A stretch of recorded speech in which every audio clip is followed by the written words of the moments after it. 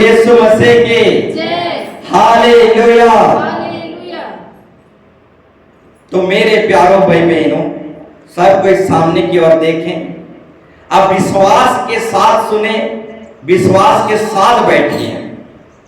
विश्वास करिए कि हमारे बीच में जिंदा खुदा, सबसे बड़ा परमेश्वर, सर्वशक्तिमान परमेश्वर हमारे बीच में विराजमान है। हमारा चाल ढाल, हर विषय को हमारा परमेश्वर हमारे बीच में विराजमान होकर हर बातों को देख रहा है। इसलिए आप विश्वास के साथ बैठिए, हमारे बीच में यीशु मसीह विराजमान है। विश्वास करिए कि यीशु मसीह स्वयं जिंदा खुदा, सर्वशक्तिमान परमेश्वर बोल रहा है। अब जब परमेश्वर बोलता है तो आंधी भी रुक जाता है। जब यीशु मसीह बोलता है तो तूफान भी रुक जाता है। जब यीशु मसीह बोलता है तो सूर्य को भी उगना पड़ता है। बोलो यीशु मसीह के जय। तो मेरे प्यारों भाई बहनों, जब परमेश्वर बोलता है तो आंधी तूफानों को भी रुकना पड़ता है। बोलो यीशु मसीह के जय। तो दिल थाम कर, ध्यान पूर्वक, मन लगाकर, अंतर आत्मा से सुने मेरे प्यारों भाई बहनों। परमेश्वर की वाणी शक्तिशाली वाणी है, प्रतापमयी वाणी है। परमेश्वर की वाणी को हल्के से ना लें। परमेश्वर के वाणी से देवदारू का वृक्ष, देवदारू का वृक्ष हिल जाता है, देवदारू का वृक्ष उखड़ जाता है। इस तरीके से आप विश्वास के साथ सुने। बोलो यीशु मसीह के जय। हालेलुया। हालेलुया। तो मेरे प्यारों भाई बहनों,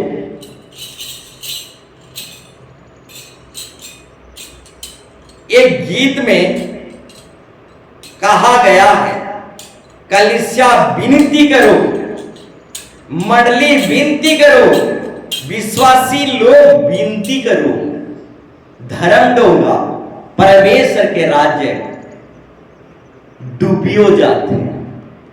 बोलो यीशु मसीह के जय। और एक बार कहना चाहूंगा, कलीसिया विनती करो, कलीसिया प्रार्थना करो, विनती प्रार्थना में लापरवाही मत करो, धर्म डोंगा डूबियो जाते, परमेश्वर के राज्य डूबियो जाते।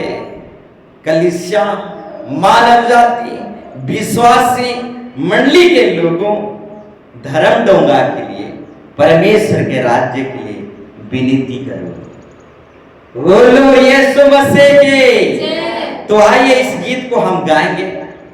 अब इसको और भी गहराई से समझने की कोशिश करेंगे। कलीसिया विनती करो, धर्म डोंगा डूबियो जाते, बड़ा पाप सो। कलीसिया विनती करो, धर्म डोंगा डूबियो जाते, बड़ा पाप सो। धीरे धीरे कदम बढ़ाते चालो प्यारो, रसे रसे कदम बढ़ाते चालो। धीरे धीरे कदम बढ़ाते चालो प्यारो, रसे रसे कदम बढ़ाते चालो। कलीसिया विनती करो, धर्म डोंगा डूबियो जाते, बड़ा पाप सो। कलीसिया विनती करो, धर्म डोंगा डूबियो जाते, बड़ा पाप सो। विनती करो, धर्म डोंगा डूबियो जाते, बड़ा पाप सो।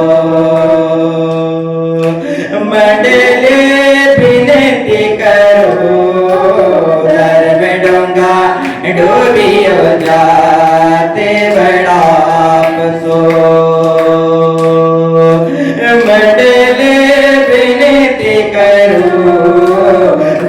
सब डोंगा डूबियो जाते बड़ा अफसोस। धीरे धीरे कदम बढ़ाती चलो प्यारो, रसे रसे कदम बढ़ाती चलो। धीरे धीरे कदम बढ़ाती चलो प्यारो, रसे रसे कदम बढ़ाती चलो। Hallelujah hallelujah. इस गीत के द्वारा मेरे प्यारों भाई बहनों, इस गीत के द्वारा हमको समझने के लिए मिल रहा है, कलीसिया विनती करो, हर एक माँ बहन भाई बहन कलीसिया के लिए, परमेश्वर के राज्य के लिए, धर्म डोंगा के लिए विनती करो, प्रार्थना करो। विनती और प्रार्थना के लिए लापरवाही मत करो। बोलो यीशु मसीह के धर्म डोंगा परमेश्वर के राज्य डूबियो जाते, बड़ा अफसोस की बात है। बोलो यीशु मसीह के परमेश्वर के राज्य धर्म डोंगा कलीसिया मंडली डूबियो जाते, बड़ी अफसोस की बात है मेरे प्यारों भाई बहनों। बहुत ही दुखद भारी बात है, बहुत अफसोस की बात है। विनती दुआ करो, प्रार्थना करो, प्रार्थना और विनती में लापरवाही ना करो। बोलो यीशु मसीह के कलीसिया मंडली के लोगों, विश्वासी भाई बहनों, धर्म डोंगा के लिए विनती करो। धर्म डोंगा डूबियो जाती, बहुत बड़ी अफसोस की बात है। बोलो यीशु मसीह के मरियम धर्म डोंगा के लिए, परमेश्वर के राज्य के लिए विनती किया। हाँ, मरियम धर्म डोंगा के लिए, परमेश्वर के राज्य के लिए विनती किया, और पिता परमेश्वर ने उस मरियम की विनती को सुना और उसकी कोख में यीशु मसीह जो सर्वश्रेष्ठ है, जो महान है, और सब नाम से श्रेष्ठ नाम है, उस यीशु मसीह को उस मरियम के कोख में भर दिया। बोलो यीशु मसीह के मरियम विनती किया परमेश्वर के राज्य और धर्म डोंगा के लिए, और पिता परमेश्वर उसकी कोख में यीशु मसीह को धर्म डोंगा को बचाने के लिए, परमेश्वर के राज्य को स्थापना करने के लिए यीशु मसीह को उस मरियम के कोख में भर दिया। बोलो यीशु मसीह के हालेलुया। मरियम विनती किया और धर्म डोंगा को बचा लिया। मेरे प्यारों भाई बहनों, विनती करो परमेश्वर के राज्य और धर्म डोंगा जो डूबियो जाते, इसको डूबने से तो अब बचा लो। बोलो यीशु मसीह के। हाँ मेरे प्यारों भाई बहनों, प्रभु हमारे ऊपर मन लगाया हुआ है, प्रभु हमारे ऊपर ध्यान लगाया हुआ है। प्रभु हमसे कुछ पाना चाहता है, धर्म डोंगा को बचा लो। बोलो यीशु मसीह के, बोलो यीशु मसीह के। प्रभु हमसे कुछ पाना चाहता है, परमेश्वर के राज्य को, धर्म डोंगा को बचा लो। प्रार्थना करो, विनती करो और धर्म डोंगा को बचा लो। बोलो यीशु मसीह के। प्रभु अकेले काम करना नहीं चाहता, प्रभु चाहता है कि उस साथ में मिलकर काम करें।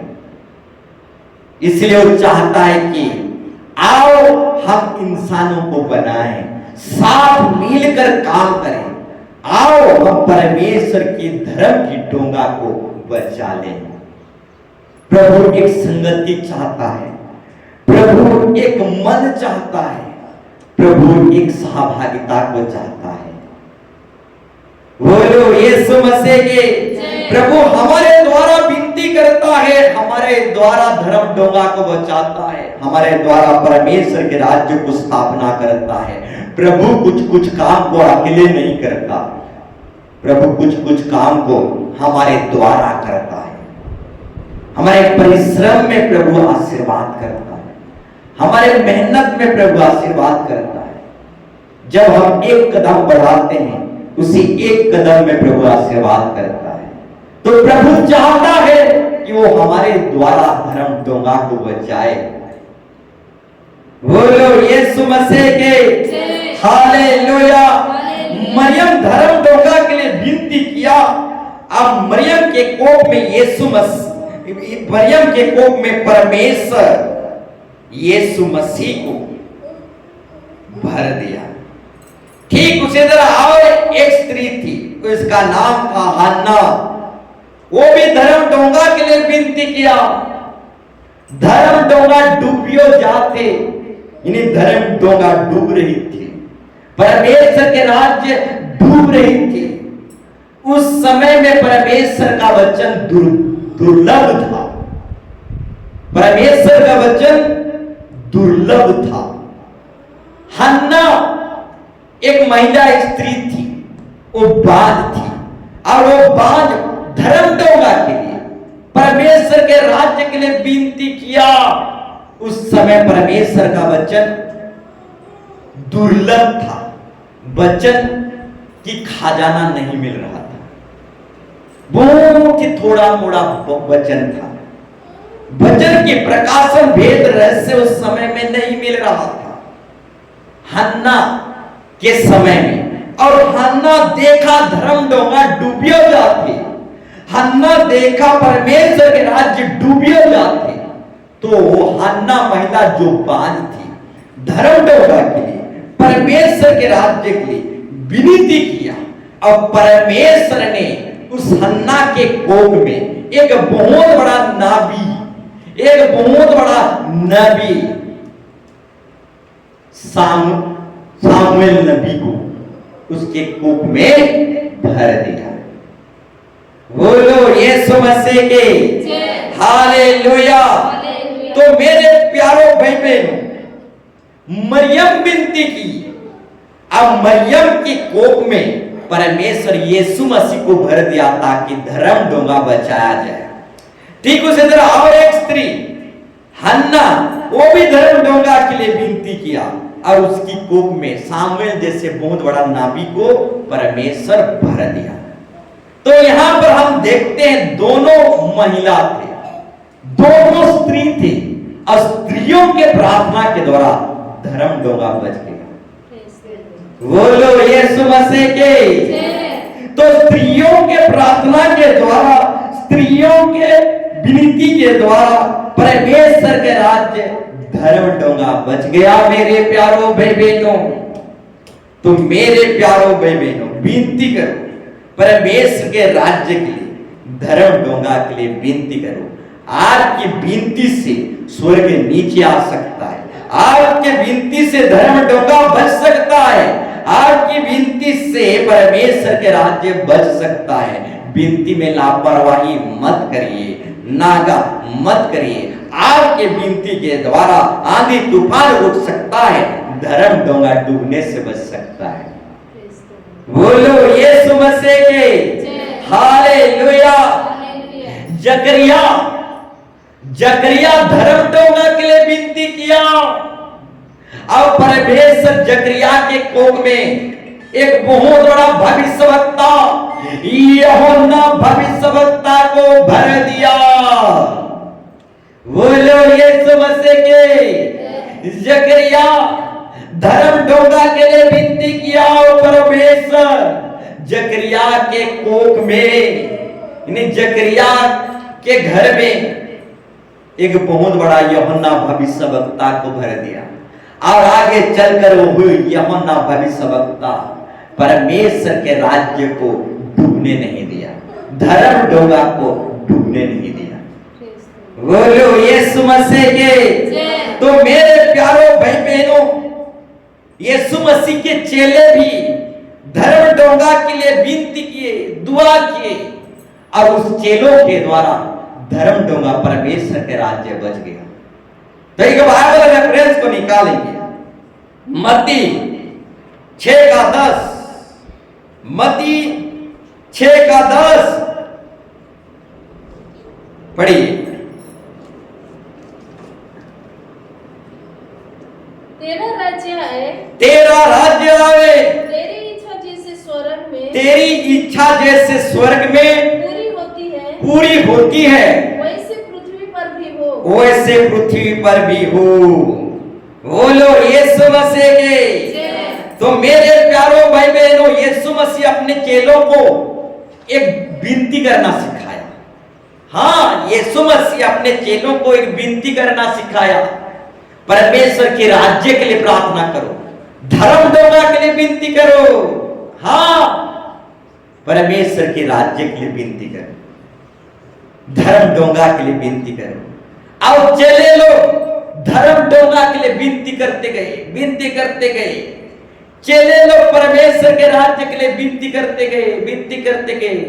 और वही चेले लोगों के विनती प्रार्थना के द्वारा धर्म डोंगा डूबने से बच गया। मेरे प्यारों भाई बहनों, आपकी विनती के द्वारा धर्म डोंगा डूबने से बच जाएगा। बोलो यीशु मसीह के। हालेलुया। तो यहां पर परमेश्वर का वचन कहता है, तेरा राज्य आए, परमेश्वर के राज्य आवे, तेरी इच्छा जैसे स्वर्ग में पूरी होती है वैसे ही पृथ्वी पर भी हो। और इस विनती को चेलो करते गए। अब धर्म डोंगा बच गया। बोलो यीशु मसीह के। हालेलुया। तो नहम्या की पुस्तक 1 अध्याय 3 से 4। नहम्या की पुस्तक 1 अध्याय 3 से 4। बोलो यीशु मसीह के। तो मेरे प्यारों भाई बहन, नहम्या भी धर्म डोंगा के लिए विनती करते गया। अब नहम्या की विनती के द्वारा धर्म डोंगा बच गया। मेरे प्यारों भाई बहन, बोलो यीशु मसीह के। हालेलुया। तो मेरे प्यारों भाई बहन, हम पढ़ेंगे नहम्या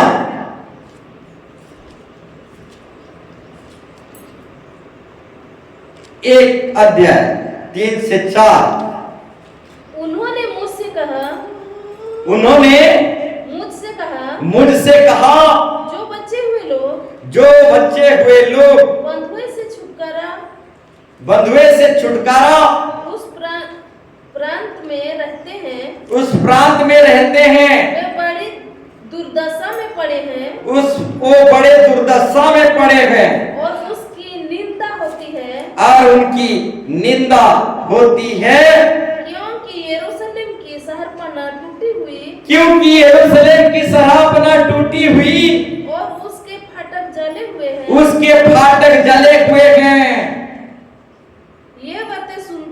ये बातें सुनते ही नहम्या बैठ गया और विनती करते करते रोने लगा। और कितने दिन तक विलाप करता बहुत दिन तक विलाप करता रहा। और स्वर्ग के परमेश्वर के सम्मुख उपवास प्रार्थना करता। और यह कहकर प्रार्थना करता रहा। बोलो यीशु मसीह के। नहम्या भविष्यवक्ता धर्म डोंगा के लिए विनती करता रहा, वो भी उपवास के साथ। हाँ, वो भी रोते हुए धर्म डोंगा के लिए, परमेश्वर के राज्य के लिए जो टूटी हुई था, जो जल गया था। धर्म डोंगा टूट गया था, धर्म डोंगा जल गया था। परमेश्वर के राज्य के लिए वो विनती किया, प्रार्थना किया, रोया, उपवास के साथ कई दिनों तक प्रार्थना करते रहा। और उस नहम्या की विनती दुआ के द्वारा धर्म डोंगा बच गया। मेरे प्यारों भाई बहनों, बोलो यीशु मसीह के। हालेलुया। आपकी उपवास प्रार्थना के द्वारा, आपकी रोना धोना प्रार्थना के के द्वारा, आपकी घुटनों वाली प्रार्थना के द्वारा, आपकी उपवास प्रार्थना और विनती के द्वारा धर्म डोंगा परमेश्वर के राज्य बच जाएगा। मेरे प्यारों भाई बहनों, विनती प्रार्थना में लापरवाही मत करें। विनती प्रार्थना के मूल्य को समझने की कोशिश करें। इस विनती में धर्म डोंगा बच जाएगा। बोलो यीशु मसीह के हालेलुया। और एक बाइबल रेफरेंस निकालेंगे, हगै का पुस्तक 1 अध्याय, हगै का पुस्तक 1 अध्याय 4 से 6। हगै 1 4 से 6।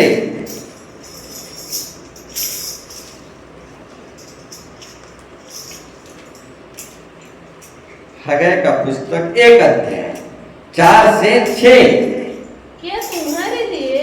क्या तुम्हारे लिए अपने छात वाले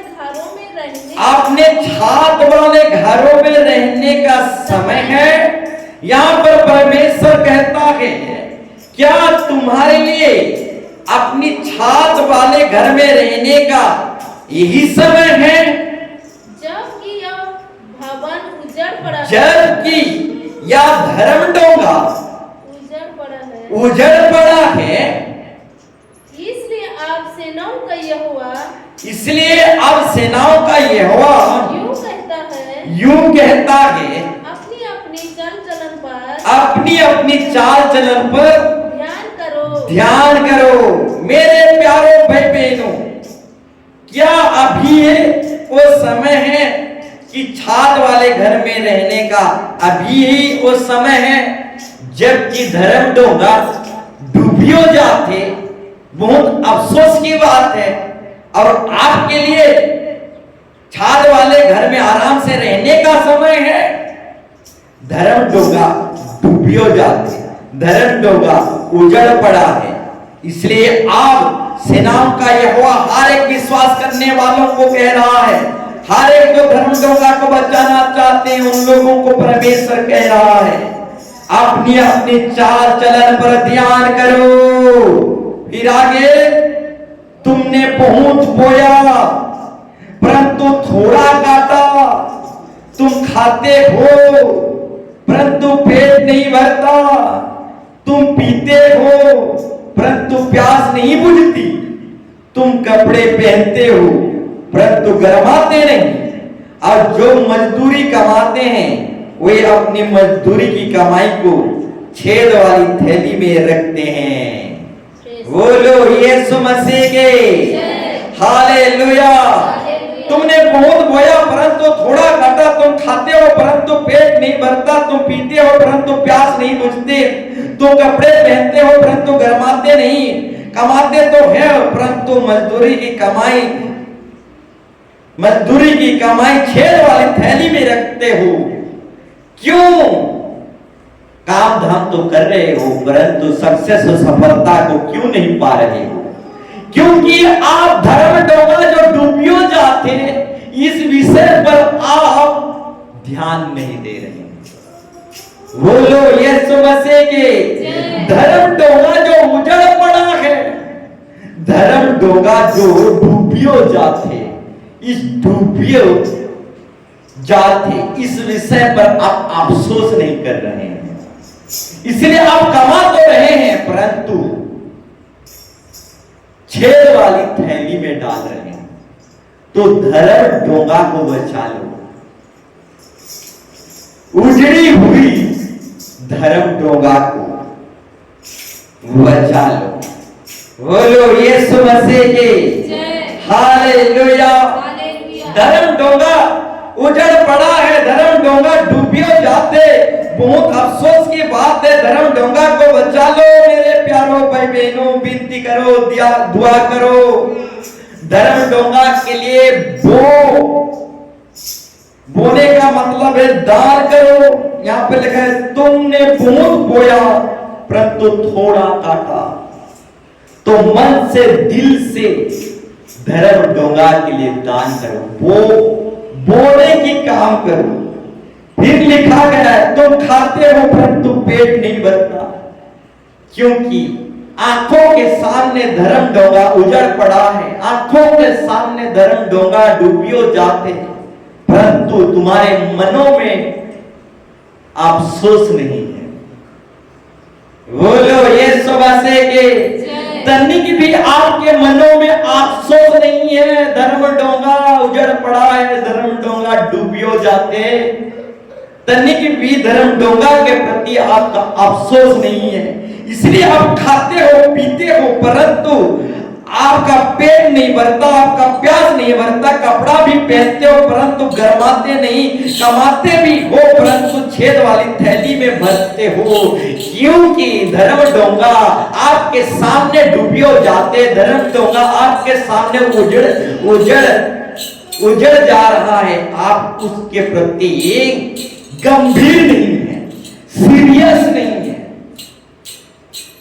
धर्म डोंगा डूबिए जाते, इस विषय पर आप अफसोस नहीं हो रहे।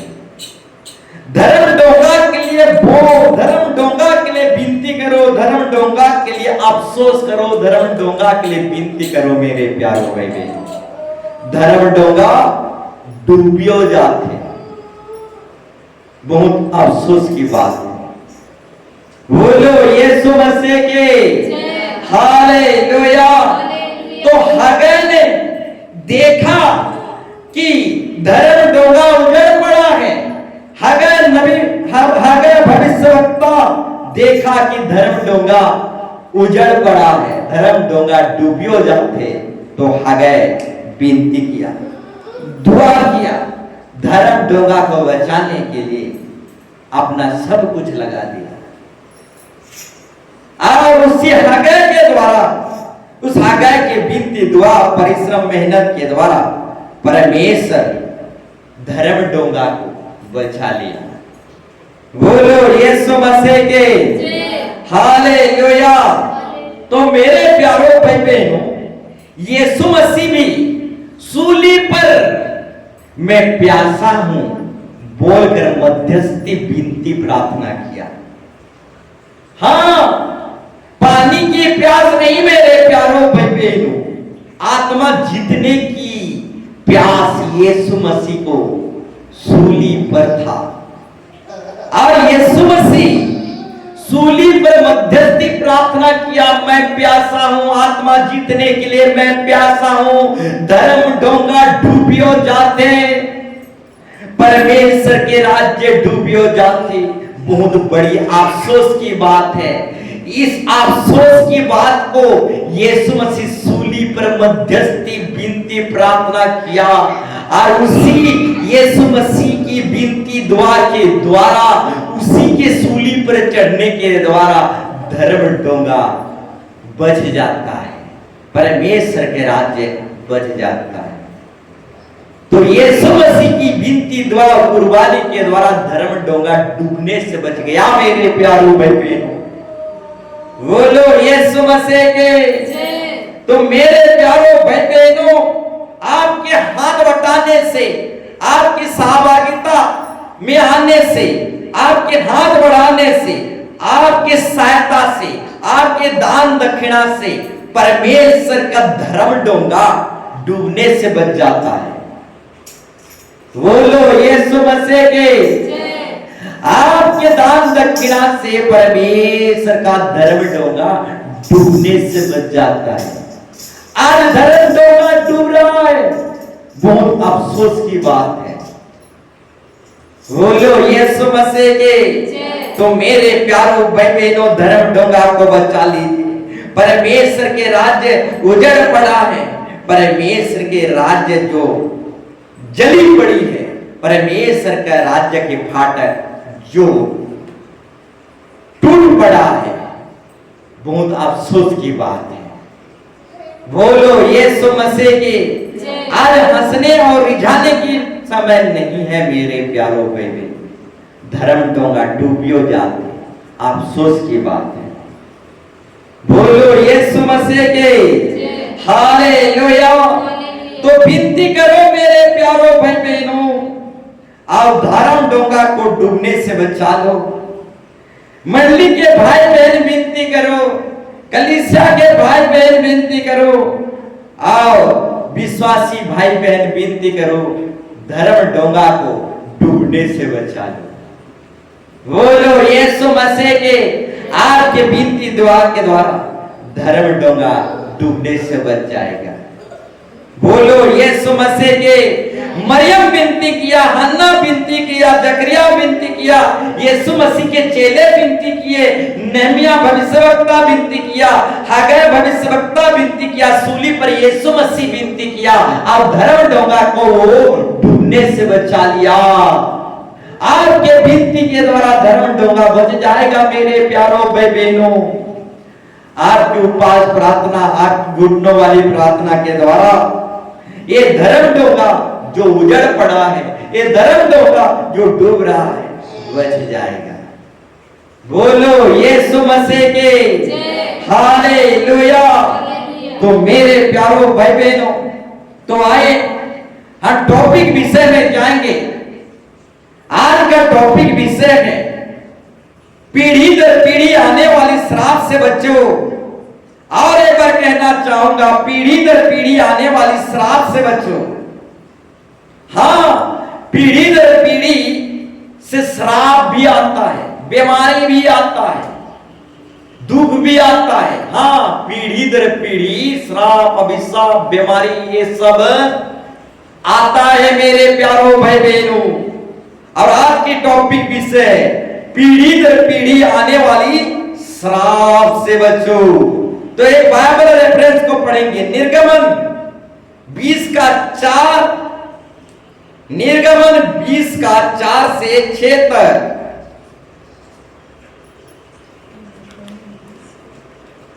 4 से 6 तक यहां पर परमेश्वर का वचन कहता है, तू अपने लिए कोई मूर्ति खोद कर, तू अपने लिए कोई मूर्ति खोद कर ना बनाना, ना किसी की प्रतिमा बनाना, ना किसी की प्रतिमा बनाना, किसी का मूर्ति और प्रतिमा फोटो मत बनाना, जो आकाश में, जो आकाश में या पृथ्वी पर, या पृथ्वी पर, या पृथ्वी के जल में से, या पृथ्वी के जल में है, तू उनको दंडवत न करना, उनको दंडवत ना करना, किसी को दंडवत मत करना, सिर्फ जिंदा खुदा सत्य परमेश्वर को ही दंडवत करना, और ना उसकी उपासना करना, और किसी की उपासना ना करना, सिर्फ जिंदाबाद यीशु मसीह की उपासना करना।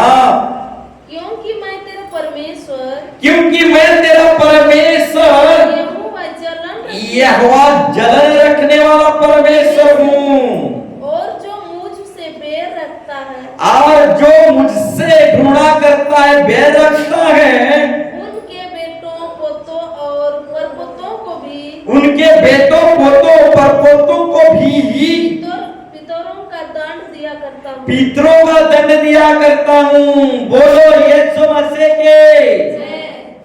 तो मेरे प्यारों भाई बहनों, हमारा परमेश्वर बेटों पोतों और परपोतों को भी पितरों का दंड दिया करता है। यानी बाप दादाओं का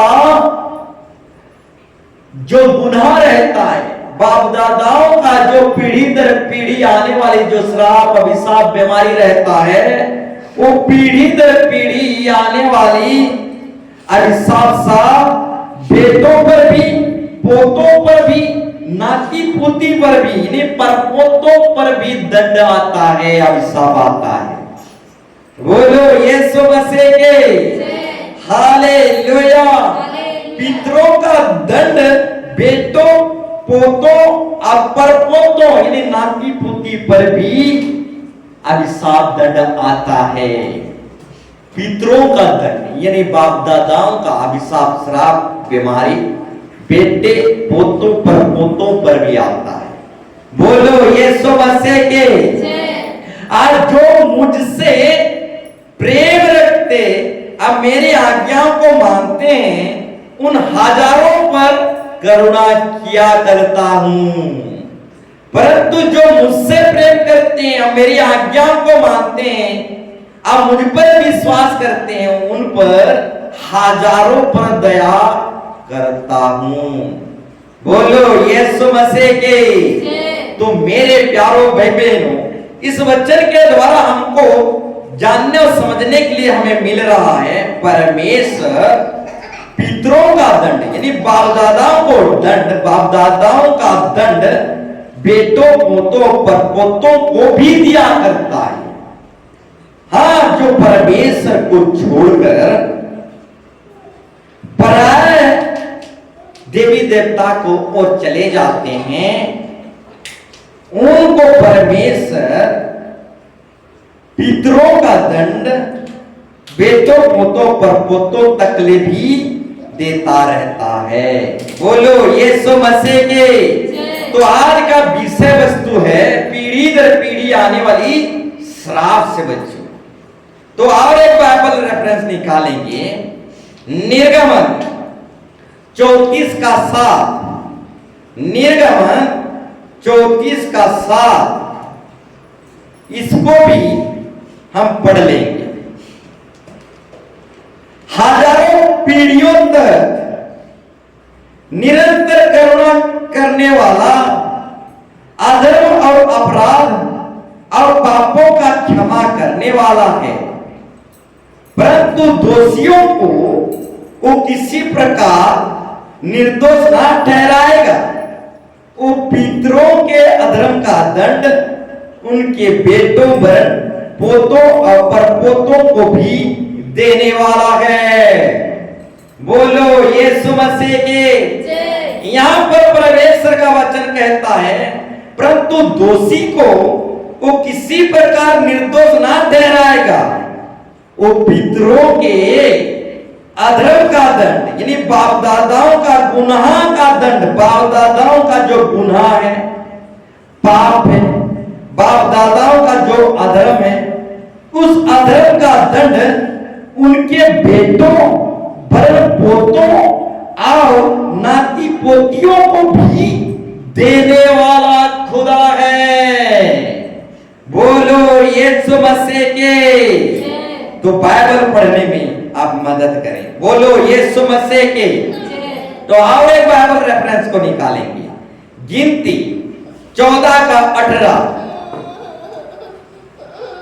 गिनती 14 का 18 कि यहोवा का कोप करने में धीरजवंत और अति करुणामय है। कि यहोवा का क्रोध करने में धीरजवान और अति करुणामय है और अधर्म और आराधना का क्षमा करने और अधर्म और अपराध का क्षमा करने वाला है। देखो हमारा परमेश्वर गुनाह अधर्म पाप को क्षमा करने वाला खुदा है, वो अच्छा परमेश्वर है। परंतु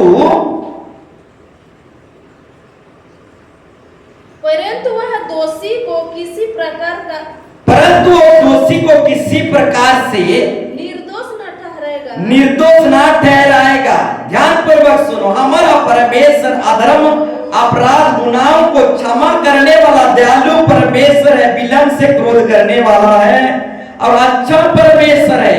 वो किसी का बुराई नहीं चाहता, परंतु वो दोषी को किसी प्रकार से निर्दोष ना ठहराएगा और पूर्वजों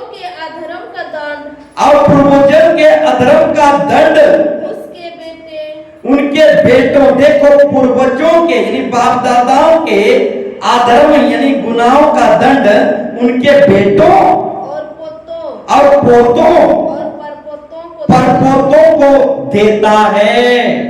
दयालु परमेश्वर है, विलंब से क्रोध करने वाला है, हमारा नाश नहीं चाहता, हमारा जाति कुटुंब का विनाश नहीं चाहता, वो हमें बचाना चाहता है, परंतु दोषी को किसी प्रकार से निर्दोष नहीं ठहराएगा। हाँ, बाप दादाओं का गुनाहों का दंड वो बेटों पोतों परपोतों तक ले देता है। वो हर एक को पाप में अभिशाप में अधर्म में मरना नहीं चाहता, हर एक को पाप में, अधर्म में, बुराई में नाश करना नहीं चाहता। नूह के परिया में सब कोई अशुद्ध हो गए थे, सिर्फ नूह के परिवार को छोड़कर। कुछ दिन के बाद नूह के परिवार भी अशुद्ध हो जाते और नूह के परिवार को बचाने के खातिर पूरी दुनिया को खत्म करना पड़ा। ठीक उसी तरह हमको बचाने के लिए प्रभु क्या करता है, बुराई से, अधर्म से, संसार से, मोह माया से हमको बचाता है, निकालता है। पुरखा पाड़ के पाप से हमें बचाने के लिए वहां से हमें निकालता है, अलग करता है, अपने लहू से धोता है। बोलो यीशु मसीह के। प्रभु हमारा विनाश नाश नहीं चाहता, वो भला परमेश्वर है, वो सबसे अच्छा परमेश्वर है। बोलो यीशु मसीह के। वो अपराधों को क्षमा करने वाला, वो गुनाहों को धोने वाला, वो दया और तरस खाने वाला खुदा है, परंतु दोषी को किसी प्रकार से निर्दोष नहीं ठहराएगा। और पूर्वजों के अधर्म के दंड उनके बेटों पर पोतों को देता है। बोलो यीशु मसीह के। तो दोषी को किसी प्रकार से निर्दोष नहीं ठहराता। नूह के परिया में बहुत सारे मानव जाति दोषी हो गए थे। बोलो यीशु मसीह की। अब दोषी को किसी प्रकार से निर्दोष नहीं ठहराता। अगर उन्हें निर्दोष ठहरा देगा तो वो लोग सबको नाश कर देंगे। हालेलुया। नूह के परिया में जो लोग थे उन लोगों को अगर निर्दोष ठहरा देता तो सारे मानव जाति नाश हो जाते, नूह के परिवार भी नहीं बचता। इसलिए परमेश्वर निर्दोष को क्या नहीं किया, दोषी को किसी प्रकार से निर्दोष नहीं ठहराता। उस समय में जो दोषी थे उनको जल प्रलय में नाश कर दिया। अगर दोषियों को बचा लेता तो वही दोषी लोग नूह के परिवार को भी नाश कर देते। बोलो यीशु मसीह के। हालेलुया। सरकार भी कुछ ऐसा ही करता है, हमें आतंकवादियों से बचाने के लिए, चोर डकैत लोगों से बचाने के लिए एक जेल, बंदी गृह बनाकर रखा है। हाँ, थाना घर बनाकर रखा है। सरकार थाना घर, जेल घर, बंदी गृह घर क्यों बना के रखा है? हमें चोर से बचाने के, आतंकवादियों से बचाने के, डकैती लोगों से बचाने के। अगर वो चोर, आतंकवादी, लुटेरे लोगों को निर्दोष कर दिया जाए तो अच्छे लोग भी नाश हो जाए। बोलो यीशु मसीह के। तो प्रभु दयालु, कृपालु, क्षमा करने वाला खुदा है, परंतु दोषी को किसी प्रकार से निर्दोष नहीं ठहराएगा, परंतु बाप दादाओं के अधर्म और गुनाह का दंड उनके बेटों और परपोतों को भी देता है। तो मेरे प्यारों भाई बहनों, पीढ़ी दर पीढ़ी आने वाली श्राप से बचो। पीढ़ी दर पीढ़ी पाप आता है, श्राप आता है, अभिशाप आता है, बीमारी आता है। इस सारे अभिशाप, श्राप, बीमारी से जो पीढ़ी दर पीढ़ी आने वाली बीमारी है, इस सारे श्राप, अभिशाप से बचो मेरे प्यारों भाई बहनों। आज कईयों के घर में आप देखे होंगे, पीढ़ी से पीढ़ी गरीब है, कमाते हैं, धमाते हैं, सक्सेस, सफलता को पाना चाहते हैं, परंतु उनका पीढ़ी से पीढ़ी गरीब अवस्था में। हमारा परमेश्वर गरीबों को प्रेम करता है, परंतु गरीबों को प्रेम करता है, परंतु हर एक गरीबों को कहता है कि गरीबीपन एक श्राप है, अभिशाप है, उस गरीबीपन से निकलो। बोलो यीशु मसीह के। गरीबों को हमारा यीशु मसीह प्रेम करता है, परंतु हर एक गरीबों को परमेश्वर यीशु मसीह कहता है गरीब जो है वो श्राप है, अभिशाप है, उस गरीबी से निकलो। बोलो यीशु मसीह के हालेलुया। तो ऐसे कई घर परिवार को आप देखे होंगे, पीढ़ी से पीढ़ी गरीब हैं। उनके पास जमीन भी है, उनके पास नौकरी भी है, सब कुछ करने के बाद भी वे तरक्की उन्नति को पा नहीं सकते। पीढ़ी दर पीढ़ी गरीब हैं। उनके पास 5-6 नौकरी आया, उनके घर के सारे लोग नौकरी किए, तब भी गरीब हो गए। बोलो यीशु मसीह के। उनका जमीन गया, कुइलारी पूरा सबको नौकरी दिया, तब भी उनके पीढ़ी में गरीबी पन गई। ये पीढ़ी दर पीढ़ी उनके अभिशाप श्राप में, उनके वंश में गरीबीपन का एक अभिशाप लगा हुआ है, अभिशाप लगा हुआ है। नौकरी होने के बाद भी वो गरीबी से निकल नहीं पा रहे। इसका मतलब है पीढ़ी दर पीढ़ी आने वाली वो श्राप एक बाय एक, सीरियल बाय सीरियल उतर रहा है। बोलो यीशु मसीह के। तो मेरे प्यारों भाई बहनों, पीढ़ी दर पीढ़ी आने वाली श्राप से बचो। हाँ, ये बाप दादाओं से जो पीढ़ी दर पीढ़ी आने वाली एक श्राप है, उस श्राप जब तक हमारे जीवन में है, जब तक वो श्राप अभिशाप हमारे जीवन है, तब तक हम सक्सेस और सफलता को प्राप्त नहीं कर सकते। बोलो यीशु मसीह के हालेलुया। तो और एक जीवित गवाही बताना चाहूंगा। हाँ, एक जीवित गवाही बताना चाहूंगा। एक जवान लड़का था, उसका दादाजी को अस्थमा बीमारी हुआ था। अस्थमा बीमारी बोलने से सांसी बीमारी, और अस्थमा बीमारी के द्वारा यानी सांसी बीमारी के द्वारा उस जवान लड़के का दादाजी समय से पहले, यानी 40 साल 45 साल समय से पहले अस्थमा बीमारी के चलते, सांसी बीमारी के चलते उस जवान लड़के का दादाजी मर गया, चल बसा। और उस दादाजी का एक बेटा था, वो बेटा छोटा था, और मैंने उस जवान लड़के का पापा छोटा था, और उसका पापा का पापा दादाजी, तो उसका पापा छोटा था, और वो छोटे समय में वो अपने पापा के क्रियाक्रम किया। और क्या हुआ, धीरे धीरे उस लड़का, एक जवान लड़का का पापा भी धीरे धीरे बड़ा होते गया। उस जवान लड़का का पापा अस्थमा बीमारी से, सांसी बीमारी से मर गया समय से पहले, और उस जवान लड़के का पापा छोटा था। जैसे जैसे वो जवान लड़का का पापा बढ़ते गया, उसका बाप का अस्थमा बीमारी उसके अंदर भी दिखाई देने लगा।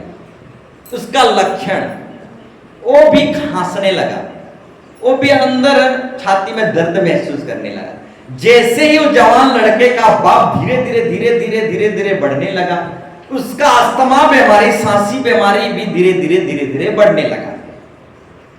इससे पहले उसके बाप को अस्थमा बीमारी में हो चुके थे, और उसका जवान लड़के का बाप को भी अस्थमा बीमारी अटैक कर रहा था, लक्षण वगैरह दिख रहा था। और धीरे धीरे क्या हुआ, उस जवान लड़के का बाप भी अस्थमा बीमारी में समय से पहले समाप्त हो गया। पहले दादाजी अस्थमा बीमारी के कारण चल बसा समय से पहले, उसके बाद उस जवान लड़के का पापा भी उस सांसी बीमारी से धीरे धीरे चल बसा। उसके बाद जवान लड़का धीरे धीरे बढ़ते गया, उसका दादाजी भी चल बसा, उसका पापा भी चल बसा। उसके बाद जवान लड़का धीरे धीरे बढ़ने लगा। तो उसके अंदर भी उस सांसी बीमारी, अस्थमा बीमारी का लक्षण देखने को मिला। वो भी दिन रात खांसने लगा, वो दिन रात वो दर्द महसूस करने लगा, अस्थमा बीमारी, सांसी बीमारी। देखो वो बीमारी उसका दादाजी को हुआ था, उसकी बाप को भी हुआ और अभी इस जवान लड़के को भी हुआ। देखो पीढ़ी दर पीढ़ी आने वाली श्राप अभिशाप बीमारी सीरियल बाय सीरियल कैसे जान ले रहा है, हर एक को नाश कर रहा है। पहले दादाजी को नाश किया, फिर पापा को नाश किया, उसके बाद इस जवान लड़के को नाश करना चाह रहा था। परंतु जवान लड़का फूट फूट कर यीशु मसीह के सामने रोया, दुआ किया, प्रार्थना किया। आओ वो जवान लड़का यीशु मसीह में आ गया। कहां आ गया? संसार से, मोह माया से, रिज रंग से वो क्या हुआ? निकल कर प्रभु यीशु मसीह में आ गया। जब प्रभु यीशु मसीह में आ गया वो नई सृष्टि बन गया। हां, पुराने बातें सब बीत गई। देखो उस लड़के के लिए सब कुछ नया हो गया। पुराने से पुराने बीमारी, पीढ़ी दर पीढ़ी आने वाले सारे श्राप अभिशाप मिट गया। उसके लिए सब कुछ नया हो गया, नया सृष्टि। पुराने बातें बीत गई, वो नया सिरे से जन्म लिया। और वो अस्थमा बीमारी से, सांसी बीमारी से बच गया। हां, उसका दादाजी मर गया, उसका पापा भी मर गया, परंतु वो लड़का यीशु मसीह में आने के चलते वो सांसी बीमारी से बच गया। बोलो यीशु मसीह के हालेलुया। फिर एक नई पीढ़ी को आरंभ किया वो लड़का, फिर एक नई जाति को, फिर एक नई वंश को, फिर एक नई परिवार को, फिर एक नई पीढ़ी को शुरुआत किया। ठीक उसी तरह मेरे प्यारों भाई बहनों, आप भी एक नई परिवार को शुरुआत कर सकते हैं, आपकी नई पीढ़ी को आरंभ कर सकते हैं। पुराने अभिशाप श्राप सब मिट जाएगा, एक नई पीढ़ी आएगा, नई परिवार आएगा, नई शुरुआत आप कर सकते हैं। पुराने बातें सब बीत जाएगा। बोलो यीशु मसीह के हालेलुया। तो इस विषय को हम पढ़ेंगे। हाँ, एक बाइबल रेफरेंस को पढ़ेंगे। द्वितीय कुरिन्थी 5 अध्याय, द्वितीय कुरिन्थी 5 अध्याय 16 और 17 पढ़िए। अतः अब से हम किसी को शरीर के अनुसार ना समझे। अतः आपसे किसी को आप शरीर के हिसाब से ना समझें। यद्यपि हमने मसीह को भी शरीर के अनुसार शरीर के अनुसार जाना था, तो भी आपसे उसको देखो नहीं जानोगे। यद्यपि हमने मसीह को भी शरीर के अनुसार जाना था, तो भी आपसे उसको ऐसा नहीं जानना है। शरीर में यीशु मसीह इस धरती में आया, इससे पहले वो था, वो ही फास्ट है, उससे आगे कोई हो नहीं सकता। बोलो यीशु मसीह के शरीर के हिसाब से वो एक समय में आया, परंतु उससे पहले था। यीशु मसीह को आगे को शरीर में यीशु मसीह को आगे को शरीर के अनुसार मत जानो। बोलो यीशु मसीह के। यद्यपि हमने संसार को भी, मसीह को भी शरीर के अनुसार जाना था, तो भी आप उसको ऐसा नहीं जानना है, वो पहले भी था। हालेलुया। इसलिए यीशु मसीह का जन्म डेड, गुप्त और सीक्रेट रख दिया गया, क्योंकि पहले भी वो था। बोलो यीशु मसीह के। तो आगे को यीशु मसीह को शरीर के हिसाब से, शरीर के अनुसार नहीं समझना। किस ओम का दिन में वो आया था, आगे को शरीर के अनुसार नहीं समझना। इससे आगे वो था, बोलो यीशु मसीह के। जय। फिर आगे, इसलिए यदि कोई मसीह में है, इसलिए यदि कोई मसीह में है तो वह नई सृष्टि वो नई सृष्टि है। वो लड़का यीशु मसीह में आ गया। हाँ, पीढ़ी दर पीढ़ी आने वाली जो बीमारी था, उस लड़का को भी अस्थमा बीमारी हो गया था, परंतु वो लड़का यीशु मसीह में आ गया और वो नई सृष्टि हो गई। वो नई सिरे से जन्म लिया, नया व्यक्ति, नया लड़का हो गया। फिर आगे, पुरानी बातें भी और उस लड़के के लिए जो पीढ़ी दर पीढ़ी बीमारी आ रहा था, उस लड़के के लिए पुरानी बातें बीत गई। देखो सब बातें नई हो गई है। उस लड़के के लिए पुराने बातें सब, अतीत की बातें सब बीत गई। कल के बातें बीती हुई, कल के बातें सब बीत गई। देखो सब बातें नई हो गई। उस लड़का के लिए जो अस्थमा बीमारी बाप दादाओं से आ रहा था, उस लड़के के लिए सब कुछ नई हो गई। पुराने बातें बीत गई। देखो सब बातें उस जवान लड़के के लिए नई हो गई। बोलो यीशु मसीह के। हालेलुया। हालेलुया। तो मेरे प्यारो भाई बहनों, पीढ़ी दर पीढ़ी आने वाली श्राप से बचो। बोलो यीशु मसीह के। हालेलुया। हालेलुया। तो और एक बाइबल रेफरेंस को भी हम पढ़ेंगे, निकालेंगे। रोमी 8 का 1, रोमी 8 का 1। अतः आप जो मसीह यीशु में है, अतः आप जो मसीह यीशु में है, उन पर दंड की आज्ञा नहीं, उन पर दंड की आज्ञा नहीं। उस जवान लड़का जिसमें अस्थमा बीमारी आ गया था, पीढ़ी दर पीढ़ी उसके अंदर अस्थमा बीमारी आ गया था, और वो लड़का यीशु मसीह में आ गया। अब जो यीशु मसीह में है, उन पर दंड की आज्ञा नहीं है।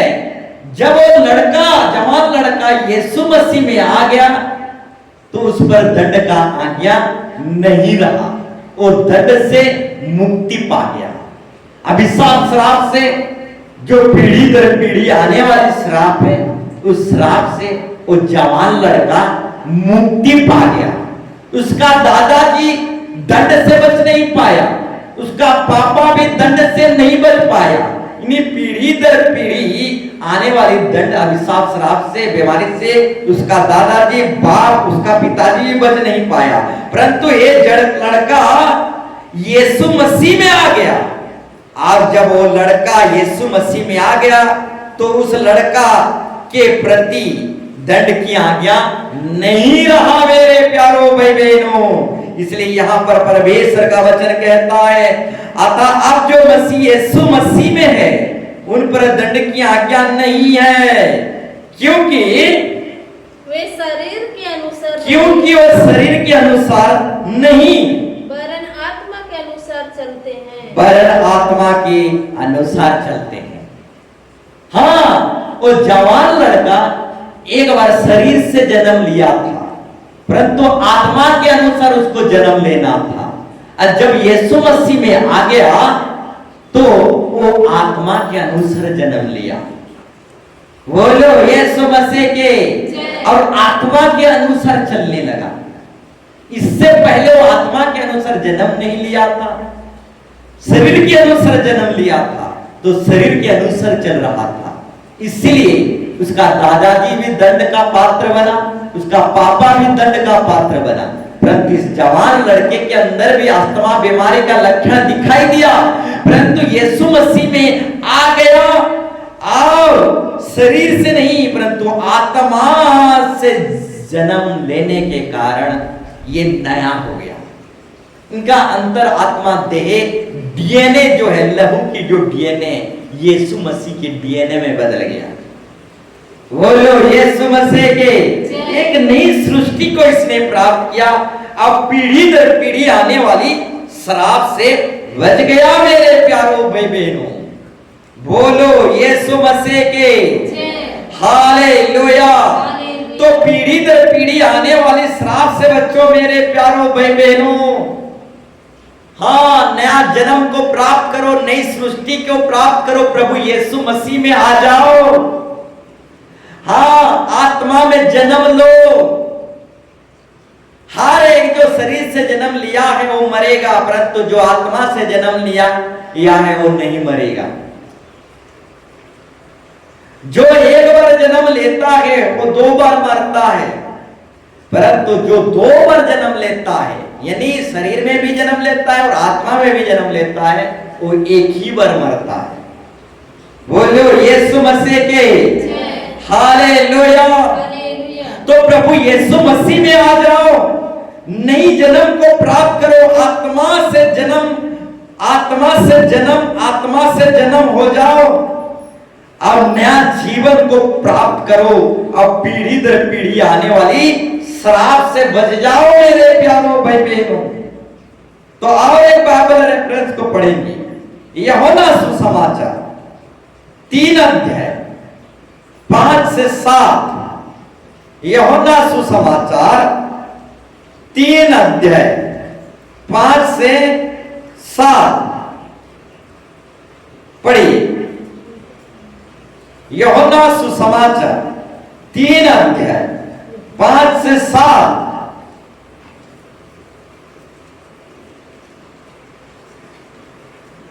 और एक बार कहना चाहूंगा, यूहन्ना सुसमाचार 3 अध्याय 5 से 7।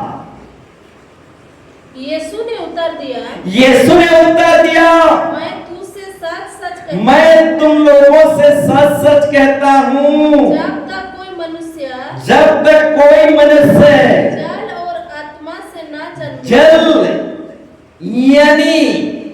जल से ना जन्मे, यानी बपतिस्मा से ना जन्मे, नए सिरे से ना जन्मे।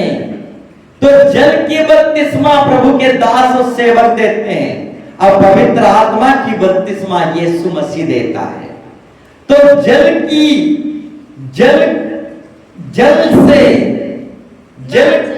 से जन्म लेना हर एक को जरूरी है। बोलो यीशु मसीह के।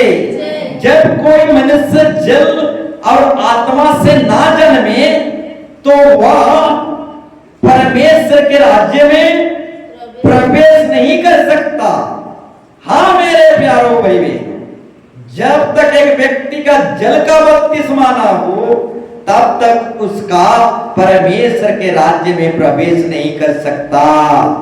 फिर आगे, क्योंकि जो शरीर से जन्मा है, क्योंकि जो शरीर से जन्मा है, यानी जो माँ बाप से सिर्फ जन्मा है, यानी जो शरीर से जन्मा है, यानी जो सिर्फ माँ बाप से जन्मा है, वो सिर्फ शरीर है। और जो आत्मा से जन्मा है, यानी जल और पवित्र आत्मा से जन्मा है, वह आत्मा है। फिर आगे,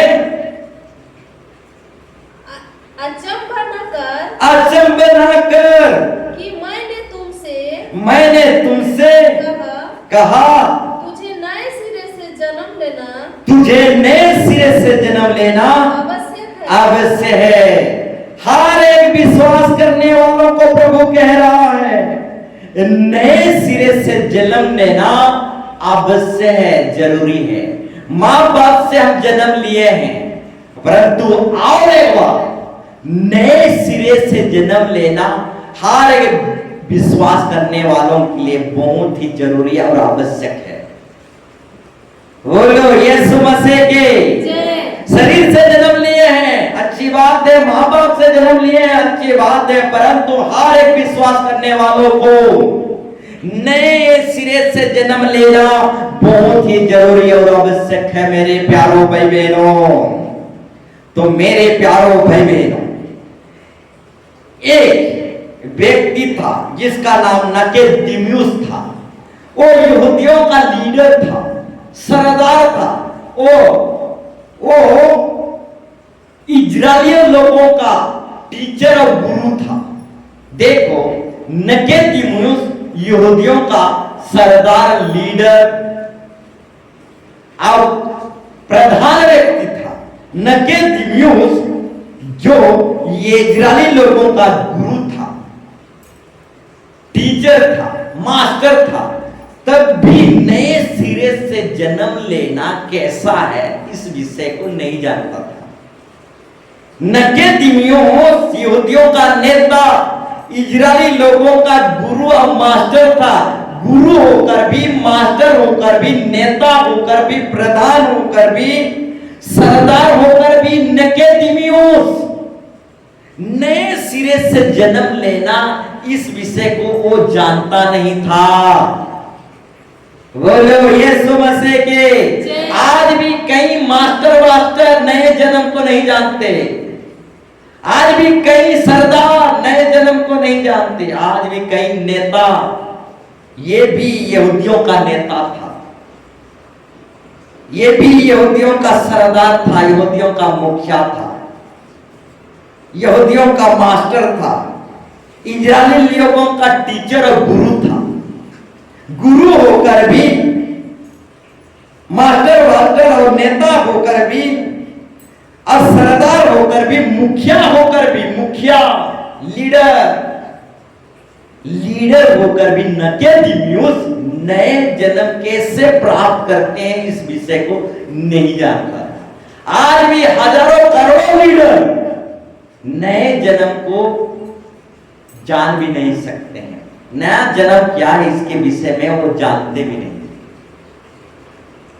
लीडर हैं बड़े बड़े गोष्ठी का, बड़े बड़े ग्रुप का, बड़े बड़े समाज का लीडर है, नेता है, बड़े बड़े ग्रुप का, बड़े बड़े समाज का, बड़े बड़े गोष्ठी का, बड़े बड़े सदस्यों का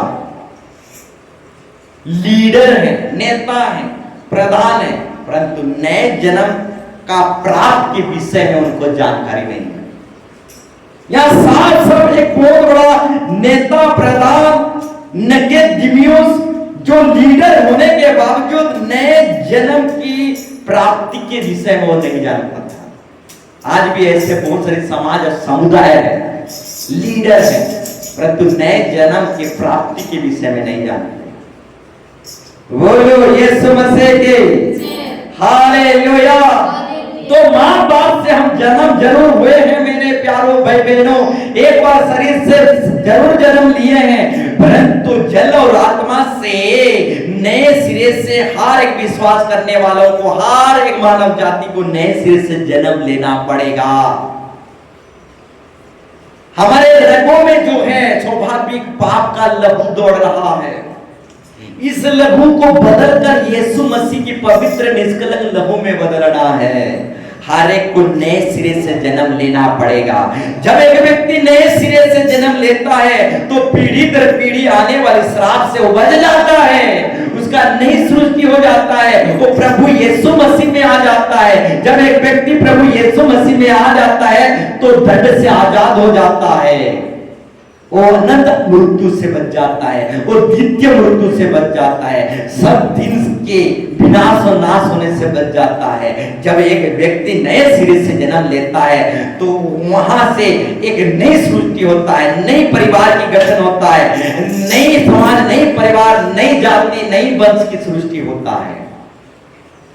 और प्रभु जब एक व्यक्ति नए सिरे से जन्म लेता है तो हजारों पीढ़ी तक दया करते जाता है, दया करते जाता है, हजारों पीढ़ी तक। बोलो यीशु मसीह की हालेलुया।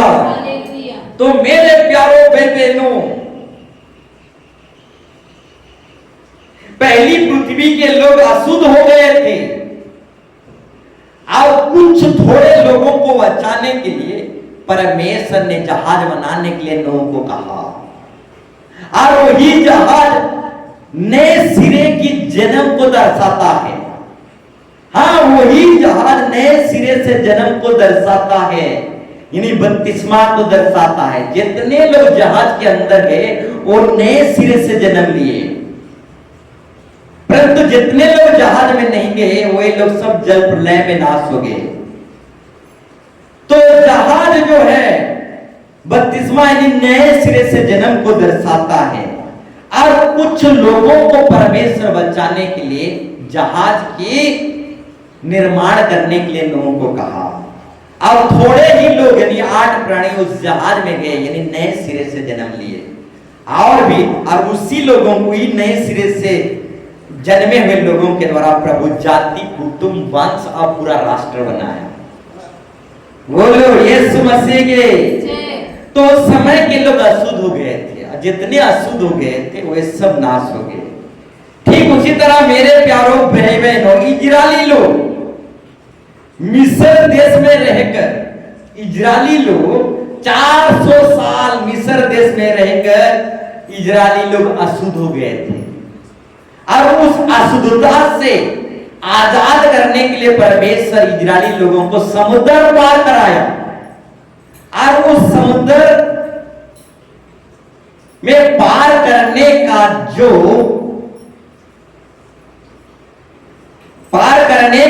तरीका है जो पार किए थे वो भी नए सिरे की जन्म को दर्शाता है, बपतिस्मा को दर्शाता है।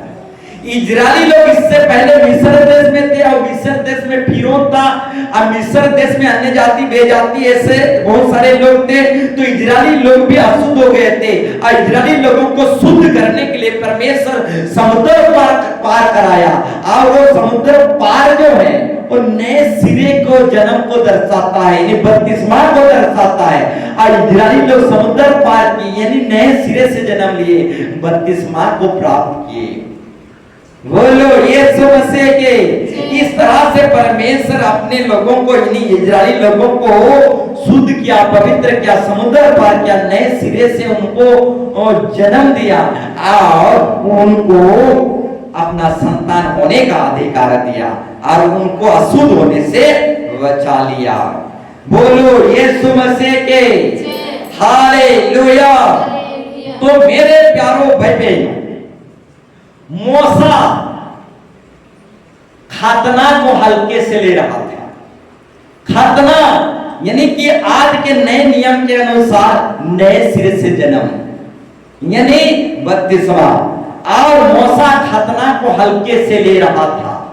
जब मूसा खतना यानी नए सिरे से जन्म को या फिर बपतिस्मा को हल्के से ले रहा था तो परमेश्वर मूसा को मार डालना चाह रहा था। तो नए सिरे से जो जन्म है इस नए जन्म को हल्के से मत लो मेरे प्यारों भाई बहनों, इस बपतिस्मा को हल्के से मत लो। मूसा भी यही गलती किया था, नए सिरे से जन्म लेने को या फिर बपतिस्मा को या फिर खतना को हल्के से ले रहा था। परमेश्वर मूसा को मार डालना चाह रहा था। तो मेरे प्यारों भाई बहनों, नए जन्म को प्राप्त करो। हाँ, बपतिस्मा को प्राप्त करो।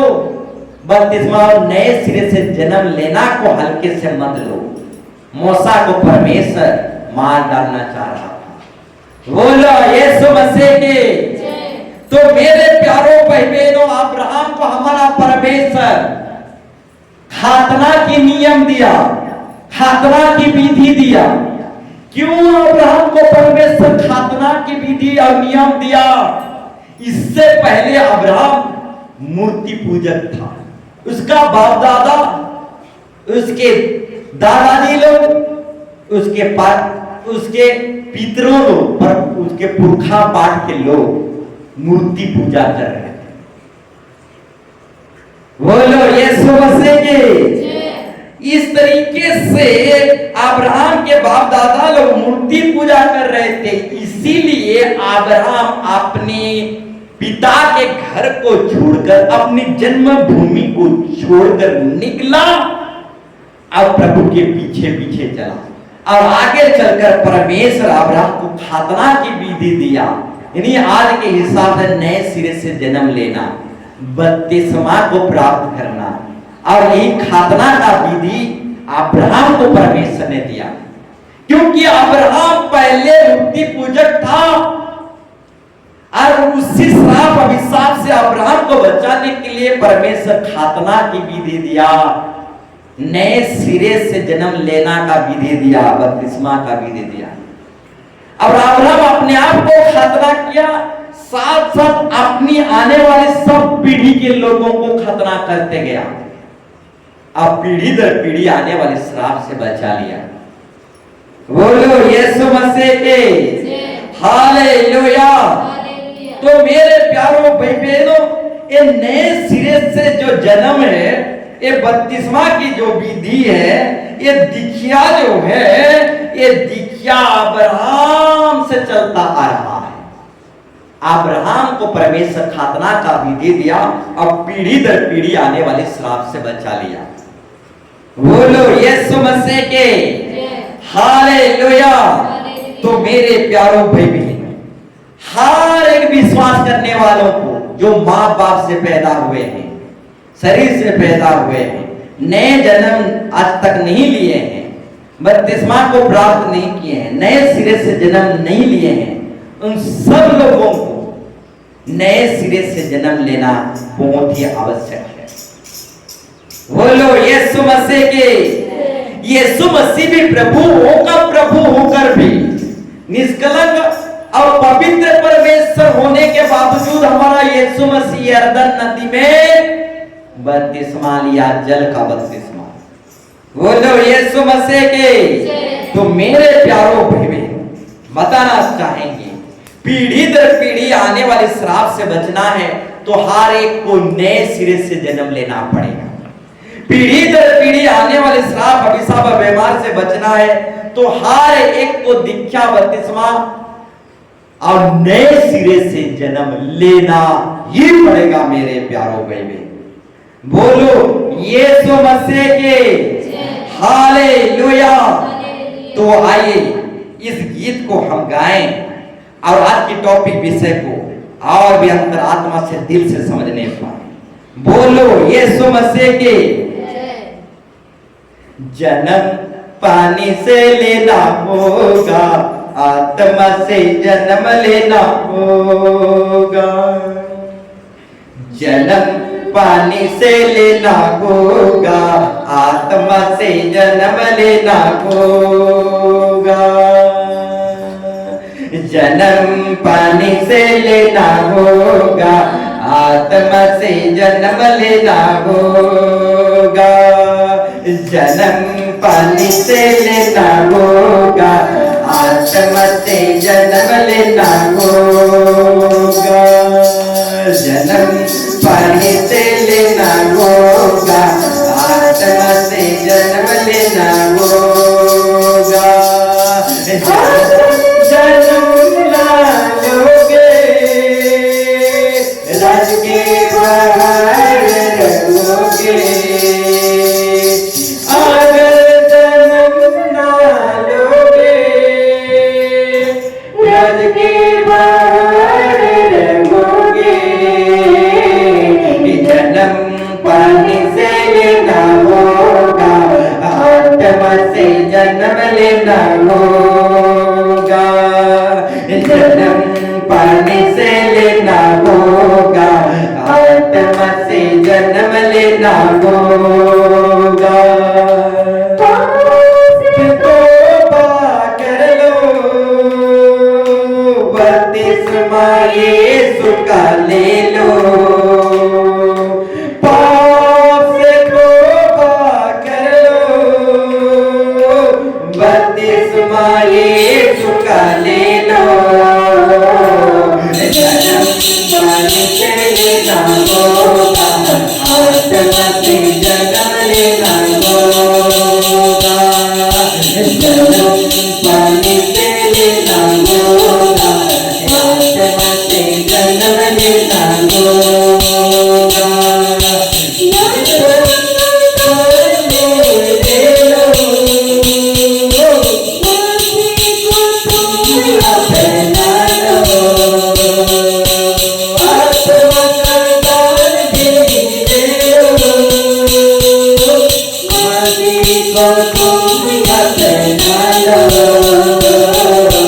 जन्म पानी से लेना